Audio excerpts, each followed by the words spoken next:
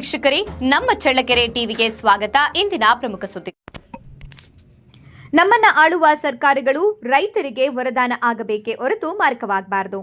ರೈತರು ಈಗಾಗಲೇ ಬೆಳೆ ಹಾನಿ, ಬೆಳೆ ನಷ್ಟದಿಂದ ಸಂಕಷ್ಟಕ್ಕೆ ಗುರಿಯಾಗಿದ್ದಾರೆ. ಆದರೆ ಬೆಳೆದ ಬೆಳೆಗೆ ಸರಿಯಾದ ಪ್ರಮಾಣದಲ್ಲಿ ಬೆಲೆ ಸಿಗದೆ ರೈತ ವಿಷ ಕುಡಿಯುವಂತಹ ಪರಿಸ್ಥಿತಿಯಲ್ಲಿ ಇದ್ದಾನೆ ಎಂದು ಕರ್ನಾಟಕ ರಾಜ್ಯ ರೈತ ಸಂಘ ಹಾಗೂ ಹಸಿರು ಸೇನೆ ರಾಜ್ಯ ಉಪಾಧ್ಯಕ್ಷ ರೆಡ್ಡಿಹಳ್ಳಿ ವೀರಣ್ಣ ಹೇಳಿದ್ದಾರೆ. ಅವರು ನಗರದ ಪ್ರವಾಸಿ ಮಂದಿರದಲ್ಲಿ ಮಾಧ್ಯಮದೊಂದಿಗೆ ಮಾತನಾಡಿದ ಅವರು, ರೈತರು ಬೆಳೆದ ಮೆಕ್ಕೆಜೋಳಕ್ಕೆ ಸರಿಯಾದ ಬೆಲೆ ಸಿಗಲು ಸರ್ಕಾರದ ವತಿಯಿಂದ ಖರೀದಿ ಕೇಂದ್ರ ತೆರೆಯಲು ಈಗಾಗಲೇ ಹಲವು ಬಾರಿ ಅಧಿಕಾರಿಗಳ ಗಮನ ಸೆಳೆದಿದೆ. ಆದರೆ ಇದುವರೆಗೂ ಕೂಡ ಸರ್ಕಾರ ಹಾಗೂ ಅಧೀನ ಅಧಿಕಾರಿಗಳು ವಿಫಲರಾಗಿದ್ದಾರೆ. ಆದ್ದರಿಂದ ರೈತರು ಸಂಕಷ್ಟಕ್ಕೆ ಈಡಾಗುವಂತಾಗಿದೆ. ನಮ್ಮ ಆಳುವ ಶಾಸಕರು, ಮಂತ್ರಿಗಳು, ಮುಖ್ಯಮಂತ್ರಿಗಳು ದೆಹಲಿ ಪ್ರವಾಸದಲ್ಲಿ ಮುಳುಗಿದ್ದಾರೆ. ಆದರೆ ರೈತರ ಸಂಕಷ್ಟ ಆಲಿಸಲು ಯಾವುದೇ ಸರ್ಕಾರ ಮುಂದೆ ಬರುತ್ತಿಲ್ಲ. ಮೆಕ್ಕೆಜೋಳ ಖರೀದಿ ಕೇಂದ್ರ, ಶೇಂಗಾ ಪರಿಹಾರ, ತೊಗರಿ ಬೆಳೆ ನಷ್ಟ ಪರಿಹಾರ, ಹೀಗೆ ರೈತರ ಸಮಸ್ಯೆಗಳು ಸಾಲು ಸಾಲು ಇವೆ.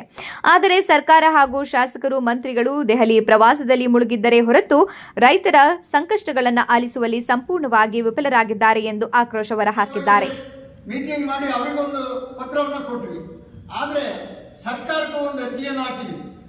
ಈಗ ಏನು ಮೆಕ್ಕೆಜೋಳ ಸ್ವಲ್ಪ ಬೆಳೆ, ಸುಮಾರು ಬೆಳೆ ಬಂದಿದೆ. ಆ ಕಾರಣ ನೀವು ಏನಾದರೂ ಮಾಡಿ, ರೈತರಿಗೆ ಎಲ್ಲ ಬೆಳೆಗಳನ್ನು ಕಳ್ಕೊಂಡಿದ್ದಾರೆ. ಮೆಕ್ಕೆಜೋಳ ಸ್ವಲ್ಪ ಬೆಳೆ ಬಂದಿರೋದ್ರಿಂದ ಇವತ್ತು ಬೆಲೆ ಕುಸಿತ ಇದೆ. 1300, 400 ರೂಪಾಯಿ, 2400 ರೂಪಾಯಿ, 500, 600 ರೂಪಾಯಿ ಇದ್ದಂಥ ಮೆಕ್ಕೆಜೋಳ ಇವತ್ತು ದಿಢೀರ್ನೆ 1500, 1600, 1700ಕ್ಕೆ ನಿಂತಿದ್ದು. ಅಂದರೆ ಪ್ರತಿಯೊಂದು ಕ್ವಿಂಟಲ್ 6000ದಿಂದ 7000 ರೂಪಾಯಿ ನಷ್ಟ ಅನುಭವಿಸ್ತಾ ಇದ್ದಾನೆ ರೈತ. ಅಂದರೆ ಈ ನಷ್ಟವನ್ನು ತುಂಬಿಕೊಡೋರು ಯಾರು?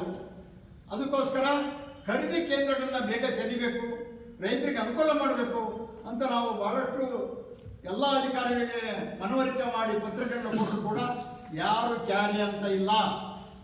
ಆದರೆ ರೈತರ ಬಗ್ಗೆ ಇವತ್ತು ಯಾರು ಕಾಳಜಿಯನ್ನು ವಹಿಸ್ತಾ ಇಲ್ಲ.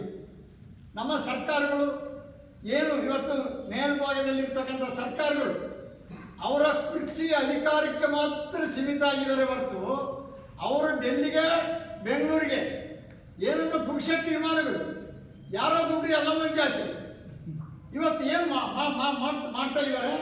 ದಿನ ಒಂದೆರಡು ಡೆಲ್ಲಿಗೆ ಹೋಗ್ತಾ ಇದ್ದಾರೆ.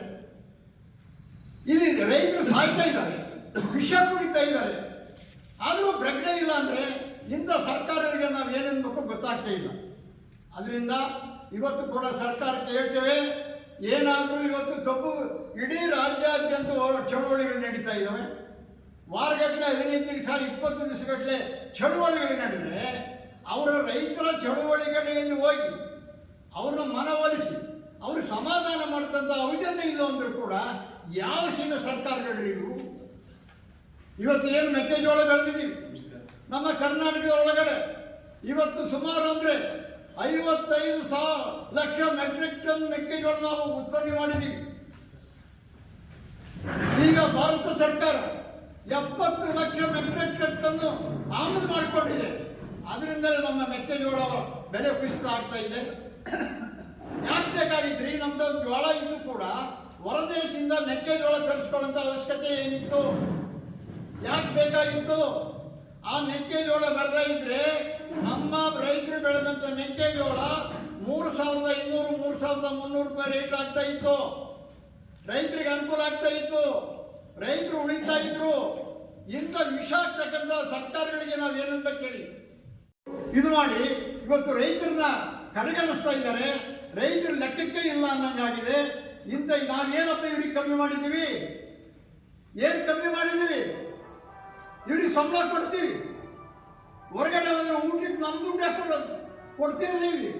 ಇವರು ಕಾರ್ ಕೊಟ್ಟಿದ್ದೀವಿ, ಡೀಸೆಲ್ ಕೊಟ್ಟಿದ್ದೀವಿ, ಡ್ರೈವರ್ ಕೊಟ್ಟಿದ್ದೀವಿ.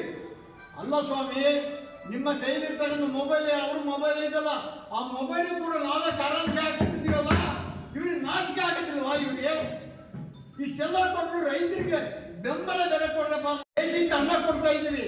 ಅದಕ್ಕೋಸ್ಕರ ನಾವು ರೈತರು ಬೆಳೆದಂತ ಬೆಳೆಗಳಿಗೆ ಒಂದು ವೈಜ್ಞಾನಿಕವಾದ ಬೆಲೆ ಕೊಡಿ, ರೈತರನ್ನು ಉಳಿಸಲಿ ಅಂತ ನಾವು ಕೇಳ್ತಾ ಇದ್ದೀವಿ. ಅವ್ರು ಏನು ನಾವು ಬಂಗಾರ, ಆಸ್ತಿ ಕೊಡು, ದುಡ್ಡು ಕೊಡು ಅಂತ ಕೇಳ್ತಾ ಇಲ್ಲ. ಇಂಥದ್ರೊಳಗಡೆ ಇವತ್ತು ರೈತರ ಕೃಷಿಯನ್ನು ಒಕ್ಕಲೆಬ್ಬಿಸಂತ ಕೆಲಸ ಆಗ್ತಾ ಇದೆ. ಅದಕ್ಕೋಸ್ಕರ ನಾವು ಇನ್ಮೇಲೆ ಇಲ್ಲಿವರೆಗೆ ತಾಳ್ಮೆಯನ್ನ ಕಳ್ಕೊಂಡಿಲ್ಲ. ಈ ತಾಳ್ಮೆ ಕಟ್ಟೆ ಏನಾದರೂ ಹೊಡಿತು ಅಂದ್ರೆ ಅದಕ್ಕೆಲ್ಲ ಏನಾದರೂ ಹೆಚ್ಚು ಕಮ್ಮಿ ಅಂದಾಚುರಿಗಳಾದರೆ ಇದಕ್ಕೆ ಸರ್ಕಾರಗಳೇ ಜವಾಬ್ದಾರಿ ಆಗಬೇಕಾಗ್ತದೆ. ನಾವು ಇನ್ಮೇಲೆ ಸುಧಾರಿಸೋದಿಲ್ಲ.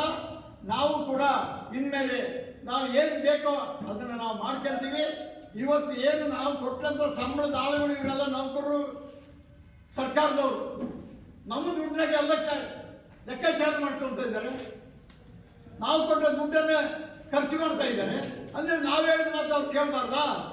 ಅವ್ರು ಹೇಳಿದ್ರೆ ನಾವು ಕೇಳಬೇಕಾ? ಯಾರು ಹೇಳಿದ್ರಿ ಇವರಿಗೆ? ಗ್ಯಾರಂಟಿ ಕೊಟ್ರೆ ಅಂತ ಯಾರನ್ನು ಅರ್ಜಿ ಹಾಕಿದ್ರೆ ಇದಕ್ಕೆ? ಯಾರು ಹೇಳಿದ್ರು? ನಾವು 30 ವರ್ಷಗಳಿಂದ ನೀರು ಕೊಡಿ, ಭೂಮಿ ಕೊಡಿ, ರೈತರು ಬೆಳೆದಂಥ ಬೆಳೆಗೆ ವೈಜ್ಞಾನಿಕ ಬೆಲೆ ಕೊಡಿ ಅಂತ ನಾವು ಬಡ್ಕೊಂತ ಇದ್ವಿ. ಇದನ್ನ ಯಾಕೆ ಮಾಡಲಿಲ್ಲ ಅವರು? ಅದನ್ನ ಯಾಕೆ ಮಾಡಿದ್ರು? ಅರ್ಜಿ ಹಾಕಿದ್ದು ಯಾಕೆ ಮಾಡಿದ್ರು? ಇದು ಬಹಳಷ್ಟು ಹೆಚ್ಚು ಕಮ್ಮಿ ಆಗ್ತಾ ಇದೆ. ಇವತ್ತು ರೈತರು ಬಹಳ ಎಚ್ಚೆತ್ಕೊಂಡಿದ್ದೀವಿ. ನಾವು ಇನ್ಮೇಲೆ ಸುಧಾರಿಸಲ್ಲ, ಸರ್ಕಾರಗಳ ವಿರುದ್ಧ ಹೋರಾಟ ಮಾಡ್ತೇವೆ. ಇವ್ರು ಏನಾದರೂ ಮಾಡಲಿಲ್ಲ ಅಂದ್ರೆ ನಾವು ಬಹಳ ಉಗ್ರವಾದ ಹೋರಾಟವನ್ನು ಕೂಡ ಮಾಡ್ತೇವೆ. ಈ ತಾಲೂಕು ಬೆಳಗಾಮಲ್ಲಿ ಸುವರ್ಣಸೌಧ ವಿಧಾನಸೌಧ ಒಳಗಡೆ ಅಧಿವೇಶನ ನಡೀತಾ ಇದೆ. ಅಲ್ಲಿಗೆ ಹೋಗ್ತೀವಿ. ಅಲ್ಲಿಗೆ ಹೋದ್ಮೇಲೆ ಅಲ್ಲಿ ಏನು ತೀರ್ಮಾನ ತಗೊಳುತ್ತೋ ಅಲ್ಲಿಂದ ಬಂದಂತ ಅಲ್ಲಿ ಏನಾದರೂ ಸರ್ಕಾರಗಳು ರೈತರಿಗೆ ಕೊಡ್ತಕ್ಕಂಥ ವ್ಯವಸ್ಥೆ ಒಳಗಡೆ ಬೆಳೆ ವಿಮೆ ನಾವು ಏನು 3 ವರ್ಷ 4 ವರ್ಷದಿಂದ ಕೂಡ ಇವತ್ತು ಏನು ಅವರಿಗೆ ನಾವು 3 ಕೃಷಿ ಖಾತೆಗಳನ್ನು ವಾಪಸ್ ತೆಗೆದ್ರು ಅದನ್ನು ಕೂಡ ವಾಪಸ್ ತೆಗಿತಾ ಇಲ್ಲ. ಇವತ್ತು ಕಬ್ಬಿಗೆ ಬೆಲೆ ಕೊಡ್ತಾ ಇಲ್ಲ. ಪ್ರತಿ ಒಂದು ಬೆಳೆ ಬಂದರೂ ಕೂಡ ಯಾವುದಕ್ಕೆ ಬೆಲೆ ನಿಗದಿ ಮಾಡ್ತಾ ಇಲ್ಲ. ಇದು ಏನು ಯಾವಾಗ ಮಾಡ್ತಾರೆ ಅಂತ ನೋಡಿ. ಇಲ್ಲಿವರೆಗೆ ಖರೀದಿ ಕೇಂದ್ರಗಳನ್ನೇ ತೆರೆದಿಲ್ಲ. ಆದರೆ ರೈತರು 3-4% ಮಾರ್ಕೊಂಡಿದ್ದಾರೆ. ಇನ್ನು ಕಾಲ್ಭಾಗ ಇರ್ಬೋದು. ಯಾವ ರೈತರಿಗೆ ಅನುಕೂಲ ಆಗ್ತದೆ ಹೇಳಿ? ಇದು ಆಗಬಾರ್ದು. ಸರ್ಕಾರಗಳು ಬಹಳ ಎಚ್ಚೆತ್ಕೋಬೇಕು. ರೈತರ ಪರವಾಗಿ ನಿಂತರೆ ಸರ್ಕಾರ ಉಳಿಯುತ್ತೆ. ಇಲ್ಲ ಅಂದ್ರೆ ಸರ್ಕಾರ ಉಳಿಯೋದು ಬಹಳ ಕಷ್ಟ ಐತೆ. ಈ ಸರ್ಕಾರಗಳನ್ನು ವಜಾ ಮಾಡ್ತಕ್ಕಂಥ ಕೆಲಸ ನಾವು ಮಾಡ್ಬೇಕಂತ ನಾವು ತೀರ್ಮಾನ ಮಾಡ್ತೀವಿ.